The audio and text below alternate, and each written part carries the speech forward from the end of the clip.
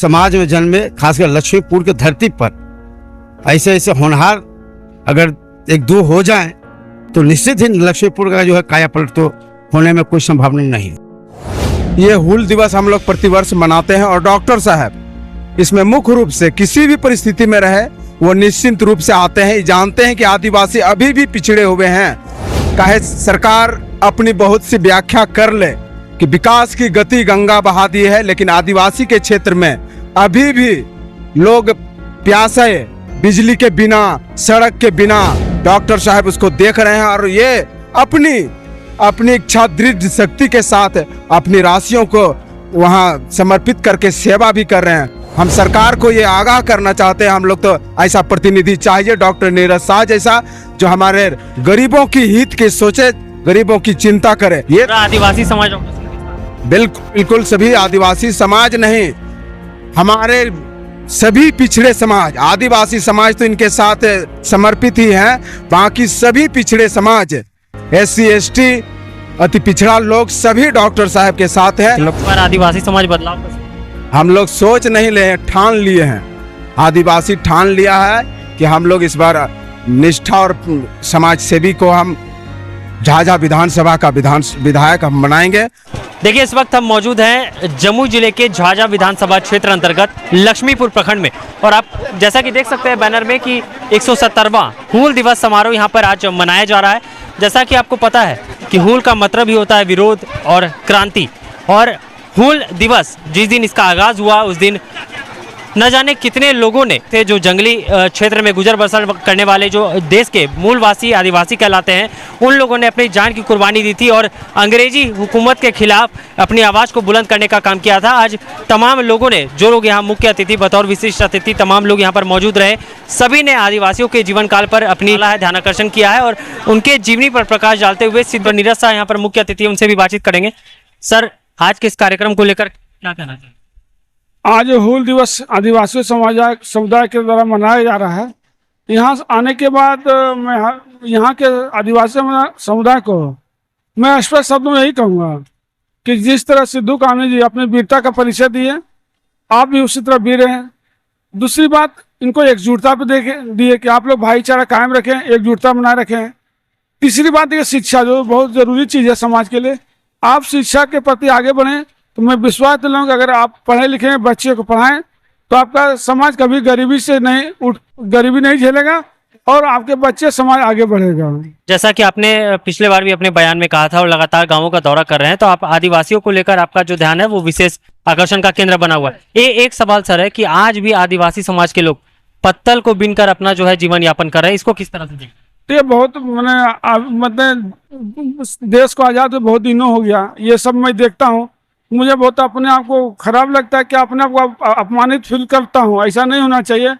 और समाज के लिए, खासकर महादलित समाज में जो हमारे आदिवासी ज़्यादा आते हैं, वो बहुत ज़्यादा गरीब होते हैं, बहुत पुअर होते हैं और बहुत अशिक्षित भी होते हैं, वो शिक्षा भी बहुत ज़्यादा। मैं उनको जगाने के लिए और उसके क्षेत्र में जो भी असुविधा होती है मैं वहाँ के जाता हूँ, समझता हूँ, जहाँ तक मैं उससे बन पाता है मैं उन समस्याओं को दूर करता हूँ और लोगों को जागरूक भी करता हूँ कि आप लोग बच्चे को पढ़ाएं।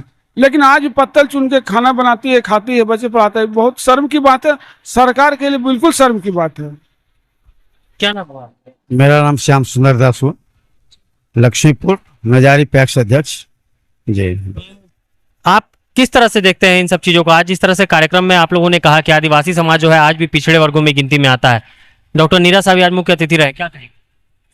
आज आदिवासी समाज के द्वारा जो हूल दिवस का जो कार्यक्रम किया गया, तो खास करके जो इसके पूर्वज ने बहुजन समाज में जन्मे आदिवासी, जैसे सिद्धू हुए, कान्हू हुए, चांद भैरव, फूलो झानो और तिलका मांझी, बिरसा मुंडा ने जो इस समाज के लिए हक हकूक के लिए लड़ाई लड़ी, जल जमीन और जंगल के लिए जो लड़ाई लड़ी, आज वो सामने उन लोगों का जो संघर्ष किए आज देखने को मिल रहा है।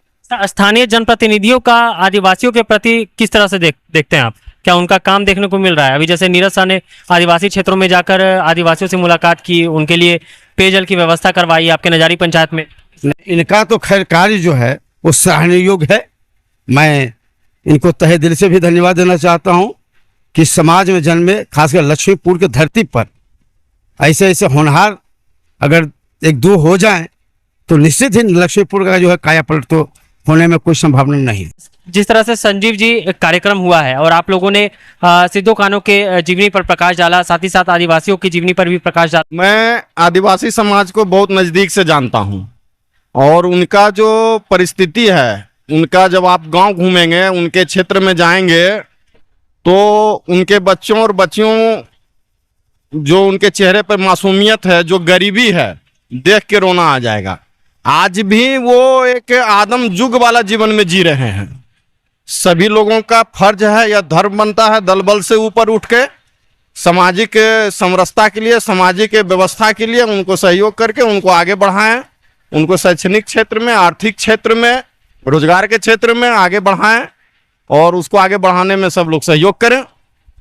अरुण कुमार हंसदा नाम हुआ, आदिवासी सामाजिक एवं संस्कृति विकास समिति के अध्यक्ष हुए।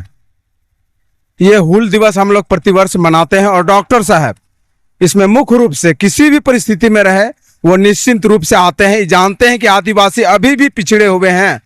चाहे सरकार अपनी बहुत सी व्याख्या कर ले कि विकास की गति गंगा बहा दी है, लेकिन आदिवासी के क्षेत्र में अभी भी लोग प्यासे, बिजली के बिना, सड़क के बिना डॉक्टर साहब उसको देख रहे हैं और ये अपनी इच्छा दृढ़ शक्ति के साथ अपनी राशियों को वहां समर्पित करके सेवा भी कर रहे हैं। हम सरकार को ये आगाह करना चाहते हैं, हम लोग तो ऐसा प्रतिनिधि चाहिए डॉक्टर नीरज शाह जैसा, जो हमारे गरीबों की हित की सोचे, गरीबों की चिंता करे।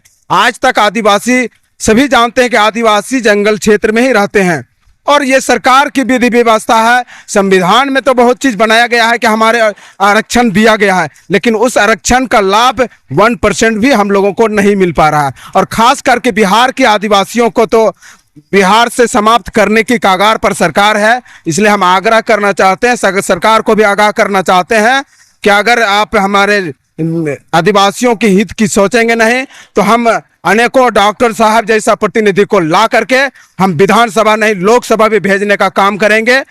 ये उनकी चेतावनी है और ये हमारा एक झांकिया है। ये आदिवासी समाज डॉक्टर साहब के साथ बिल्कुल सभी आदिवासी समाज नहीं, हमारे सभी पिछड़े समाज, आदिवासी समाज तो इनके साथ समर्पित ही है, बाकी सभी पिछड़े समाज, SC ST अति पिछड़ा लोग सभी डॉक्टर साहब के साथ है, समर्पित हैं और समर्पित नहीं, ये अपना इनके प्रति अपना खून बलिदान करने के लिए भी तैयार हैं। अच्छा, जिस तरह से देखा जा रहा है कि आदिवासी जंगलों में आज भी पत्ता चुनकर, पत्तलों को बीनकर अपना जीवन यापन कर रहे हैं, तो यह स्थानीय जनप्रतिनिधियों का जो विकास कार्य है उसको कहें बहुत दुर्भाग्यपूर्ण है। डॉक्टर भीमराव अंबेडकर के संविधान को लोग कह रहे हैं कि संविधान जहां बना है वहीं तक रख दिया गया है। प्रतिनिधि बनते हैं और अपने AC और DC में बैठ करके विधानसभा जाते हैं, अपने घर आते हैं। आज तक देखा जाए कि बिजली है कि नहीं आदिवासी समाज के गांव में, सड़क है कि नहीं आदिवासी समाज में, और भी कई व्यवस्था है। आदिवासियों को जो योजनाएं आती है वो पूर्ण रूप से लाभ नहीं मिल पाता है। लेकिन प्रतिनिधि को कोई मतलब नहीं है, वो जीत के जाते हैं। उनको लगता है कि ये हम राजा बन गए हैं 5 साल के लिए, 5 साल के बाद फिर पुनः वो बुड़बक बनाने का काम करते हैं कुछ रुपये से। कुछ अभी तो हम नहीं कहना चाहेंगे, शराबबंदी की बात करते हैं, उससे भी मांस मछली खिला के बुड़बक बना करके वोट ले करके पुनः विधानसभा जाते हैं और फिर पब्लिक से किसी को, जनता से किसी के हित की बात किसी को कोई मतलब। इस बार आदिवासी समाज बदलाव कर सकता हम लोग सोच नहीं ले, ठान लिए हैं, आदिवासी ठान लिया है कि हम लोग इस बार निष्ठा और समाज सेवी को हम झाझा विधानसभा का विधायक हम बनाएंगे। बाकी हम लोग चाहेंगे कि लोकसभा में भी ऐसे ही निष्ठावान समाज सेवी को हम पुनः लोकसभा भी भेजें ताकि हमारे हित की चिंता हो, हमारे आवाज लोकसभा और विधानसभा में भी उठ सके।